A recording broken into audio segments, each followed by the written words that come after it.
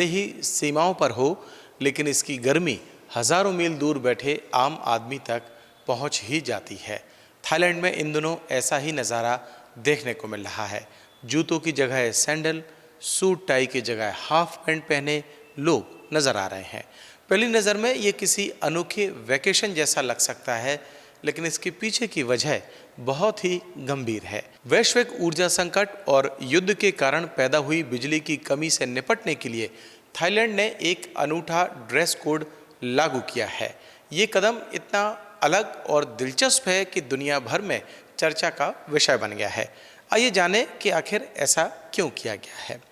Thailand अपनी बिजली पैदा करने के लिए काफ़ी हद तक प्राकृतिक गैस, एलएनजी और कच्चे तेल पर निर्भर है, लेकिन वैश्विक युद्ध की वजह से अंतर्राष्ट्रीय बाजार में ईंधन की कीमतें आसमान छू रही हैं और सप्लाई चेन पूरी तरह बाधित हो गई है। इसी वजह से बिजली उत्पादन संकट में है और आम लोगों के रोज़मर्रा के जीवन पर भी इसका असर सीधे तौर पर पड़ रहा है।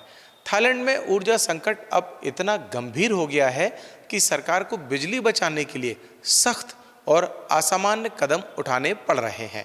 चूंकि ये देश गर्म है और उमस ज़्यादा रहती है, ऐसे में यहाँ दफ्तरों में बिजली का सबसे बड़ा हिस्सा एयर कंडीशनर चलाने में ही खर्च होता है। यही वजह है कि अब ऑफिस में ठंडक बनाए रखना महंगा और चुनौतीपूर्ण बन गया है।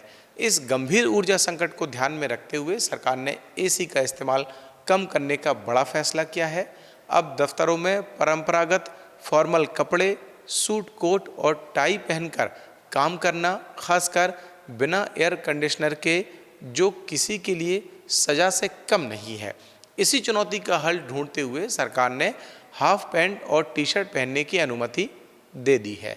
हल्का और आरामदायक पहनावा शरीर को ठंडा रखने में मदद करता है, जिससे कर्मचारी बिना एसी के भी काम पर ध्यान दे सकते हैं। थाईलैंड सरकार का मानना है कि अगर दफ्तरों में एसी का तापमान सिर्फ 1-2 डिग्री बढ़ाया जाए तो पूरे देश में करोड़ों यूनिट बिजली बचाई जा सकती है। हाफ पैंट और टी शर्ट जैसे छोटे से बदलाव ने थाईलैंड के दफ्तरों में बड़ा असर डाला है।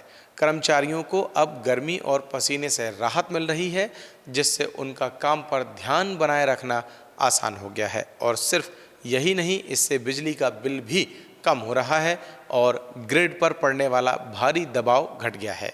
यह रणनीति साबित करती है कि मुश्किल समय में पुरानी परंपराओं को छोड़कर व्यवहारिक और स्मार्ट रास्ते अपनाना कितना असरदार साबित हो सकता है। कभी कभी छोटे बदलाव ही बड़े संकट का हल बन जाते हैं।